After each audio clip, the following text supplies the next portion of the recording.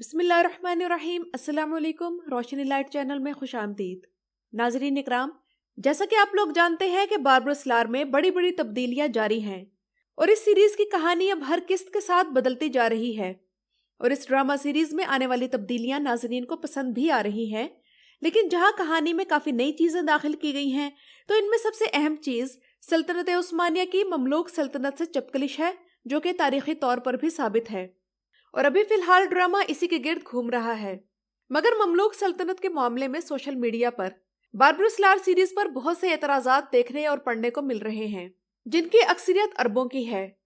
کچھ یہ کہہ رہے ہیں کہ پہلے درل شارترل میں مسلمانوں کی ایوبی سلطنت کو ولن بنا کر پیش کیا گیا، جس کی سلجوقی سلطنت سے کشمکش چل رہی تھی،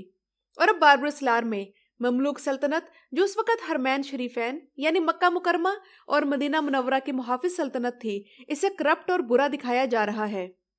تو ناظرین اکرام، آج کی اس ویڈیو میں ہم مختصراً بات کریں گے کہ کیا واقعی یہ اعتراضات درست ہیں، اور مملوک اور عثمانیوں کے درمیان جو چپکلش تھی اس کا تاریخی بیک گراؤنڈ اور یہ چپکلش کس وجہ سے تھی یہ بھی جانیں گے، اور عروج رئیس کے مملوک سلطنت اور عثمانی سلطنت سے تاریخی طور پر کیسے تعلقات تھے، اس بارے میں بھی بات کریں گے۔ اور یہ ویڈیو دیکھنے کے بعد آپ لوگ جان لیں گے کہ باربرس لار سیریز پر کیے گئے یہ اعتراضات کس حد تک درست ہیں۔ تو آئیے بڑھتے ہیں اپنی ویڈیو کی طرف۔ پہلی بات تو یہ جان لیں کہ سلطان محمد فاتح کا خواب تھا کہ روم اور قسطنطنیہ اور بحیرہ روم کو فتح کرنے کے ساتھ ساتھ وہ مکہ اور مدینہ کو بھی فتح کر کے اپنی سلطنت میں شامل کریں، مگر سلطان فاتح کی زندگی نے اجازت نہ دی اور وہ یہ خواب پورا نہ کر سکے۔ اس کے بعد سلطان بایزید دوئم سے مملوکوں کی دشمنی تاریخ کا حصہ ہے، جو کہ باربرس لار میں دکھائی جا رہی ہے، لیکن ان کے درمیان 1500 عیسوی سے پہلے کوئی بڑی جنگ نہیں ہوئی تھی، بلکہ چھوٹے موٹے ٹکراؤ ہوتے رہے۔ بلکہ اب میں آپ لوگوں کو ایک تاریخی واقعہ بتانے جا رہی ہوں، جس سے آپ لوگوں کو یہ اندازہ ہوگا کہ عثمانیوں کو جب بھی کسی مسلم سلطنت کی طرف سے مدد کی درخواست کی گئی تو انہوں نے بخوشی اسے قبول کیا اور اپنا وعدہ بھی پورا کیا۔ ہوا یوں کہ مملوکوں نے 1500 عیسوی سے پہلے پرتگالی بحری بیڑے کے حملوں کے خلاف عثمانیوں سے مدد کی درخواست کی، جسے عثمانیوں نے قبول کر لیا تھا، کیونکہ اس وقت صورتحال یہ تھی کہ مملوکوں کو ایک جنگ میں پرتگالیوں سے شکست ہوئی تھی، اور اب مکہ اور مدینہ بحیرہ احمر میں پرتگال کے بحری حملوں کی وجہ سے خطرے میں تھے۔ یہ وہ وقت تھا جب عثمانی بحری جنگوں میں بہت ماہر ہو چکے تھے، اور اس کے علاوہ ان کے پاس جدید ہتھیار بھی وہ تھے جو یورپ کی ریاستیں استعمال کرتی تھیں۔ عثمانیوں نے وقت ضائع کیے بنا مملوکوں کی مدد کے لیے اس زمانے کے حساب سے جدید بحری توپیں روانہ کی، اور ان کے ساتھ اپنے کئی بحری کمانڈرز بھی بھیجے، جنہیں امیر البحر کہا جاتا تھا۔ اس کے بعد جو جنگ ہوئی اس میں پرتگالیوں کو شکست فاش ہوئی، اور ان پرتگالی عیسائیوں کو شکست دینے میں عثمانیوں نے بنیادی کردار ادا کیا۔ لیکن ناظرین اکرام، افسوس، اس تمام مدد کا صلہ مملوکوں نے اس طرح دیا کہ جب ایران کی شیعہ صفوی سلطنت اس وقت لاکھوں سنی مسلمانوں کا قتل عام کر رہی تھی، تو ان کے مقابلے میں عثمانی سلطنت نے مملوکوں سے مدد مانگی۔ اور حالانکہ صفوی سلطنت، جو کہ شیعہ اکثریتی سلطنت تھی، وہ دونوں سنی مسلم سلطنتوں یعنی عثمانیوں اور مملوکوں دونوں کی دشمن تھی، مگر مملوکوں نے بے وقوفی کا مظاہرہ کرتے ہوئے عثمانیوں کے خلاف صفویوں کا ساتھ دیا۔ اور صرف یہی نہیں، بلکہ مملوکوں نے عثمانیوں کی طرف سے کی گئی مدد کی درخواست کو ٹھکرا دیا اور عثمانیوں کے خلاف گھٹیا قسم کی سیاست بازی شروع کر دی، یہاں تک کہ انہوں نے صفوی سلطنت کو اجازت دے دی کہ وہ مملوکوں کی سرزمین استعمال کرتے ہوئے اپنا وفد یورپ کی مختلف عیسائی ریاستوں میں عثمانیوں کے خلاف مدد مانگنے کے لیے بھیج سکتے ہیں۔ اور ناظرین اکرام، 1517 میں جب سلطان یاؤس سلیم نے مملوک سلطنت کے خلاف لشکر کشی کی تھی، تب بھی عثمانیوں کی طرف سے پہل نہیں ہوئی تھی، بلکہ مملوک سلطنت اپنی فوجیں شمالی شام تک لے آئی تھی، جس کے جواب میں سلطان یاؤس سلیم نے مملوک سلطنت کو شکست دے کر اس کا خاتمہ کر دیا۔ اور عثمانیوں کے ساتھ تعلقات خراب کرنے میں پہل مملوکوں نے ہی کی تھی، جو عثمانیوں کی بڑھتی فتوحات کو ایک خطرہ خیال کر رہے تھے، اور 15ویں صدی میں بار بار اناتولیا کے قبیلوں کی چھوٹی چھوٹی ریاستوں کی سرپرستی اور حمایت اس لیے کر رہے تھے تاکہ وہ عثمانیوں کے خلاف اٹھ کھڑے ہوں اور سلطنت عثمانیہ تقسیم ہو جائے۔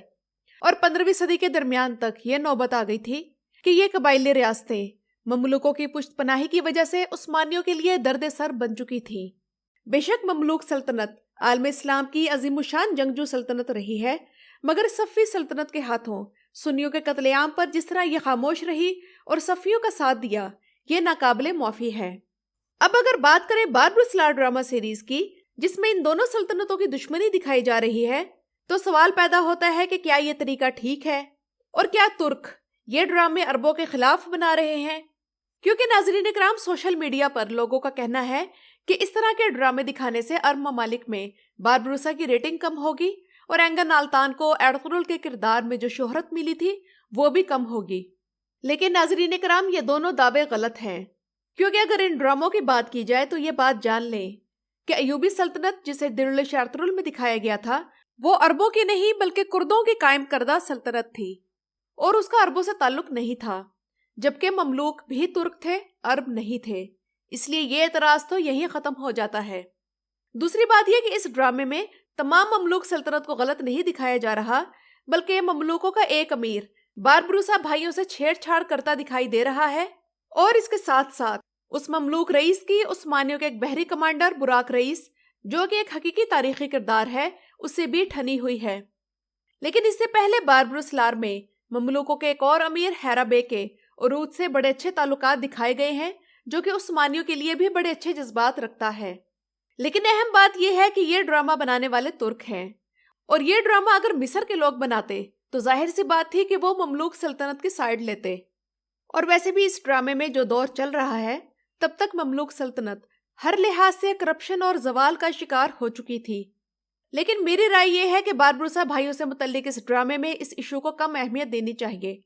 کیونکہ عروج رئیس کے تاریخ کے مطابق مملوکوں اور عثمانیوں دونوں سلطنتوں سے اچھے تعلقات تھے۔ عروج رئیس نے عثمانی شہزادے، جس کا نام شہزادہ کورکت تھا، انہیں مملوک سرزمین پر سیاسی پناہ حاصل کرنے میں تب مدد فراہم کی تھی جب سلطان یاؤس سلیم اور ان کے بھائیوں کے درمیان خانہ جنگی چل رہی تھی اور آپس میں اقتدار کی کشمکش جاری تھی۔ اس کے علاوہ مملوک سلطان کانسو غوری نے ہی عروج رئیس کو کشتی تحفے میں دی تھی، جو کہ خیر الدین باربروسا کی یادداشتوں کے مطابق 18 سیٹر کشتی تھی۔ لیکن باربرس لار کے موجودہ رائٹر باربروسا برادران کے والد یعقوب آغا کا سلطان فاتح کے فوج میں شامل ہونے کی تاریخی حقیقت کو لے کر بڑی مہارت سے باربروسا بھائیوں کو اب صرف عثمانیوں کی ہی سائیڈ پر دکھا رہے ہیں، جبکہ عروج رئیس کے پاس ڈرامے میں ایک بھی کشتی نہیں ہے جو کہ ہونی چاہیے۔ لیکن اس کے برعکس بنا کسی کشتی کے عروج رئیس کو اسکندریہ کا عثمانی امیر بنایا جا چکا ہے، جو کہ ایک عجیب سی بات لگتی ہے۔ اور مجھے امید ہے کہ جس طرح ایوبی سلطنت اور ایرطغرل کے درمیان مصالحت کے بعد اچھے تعلقات دکھائے گئے،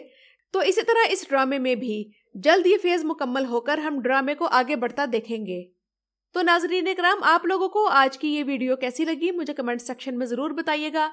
اور اس موضوع پر اپنے رائے کا اظہار بھی ضرور کیجیے گا۔ میری ویڈیو دیکھنے کا شکریہ۔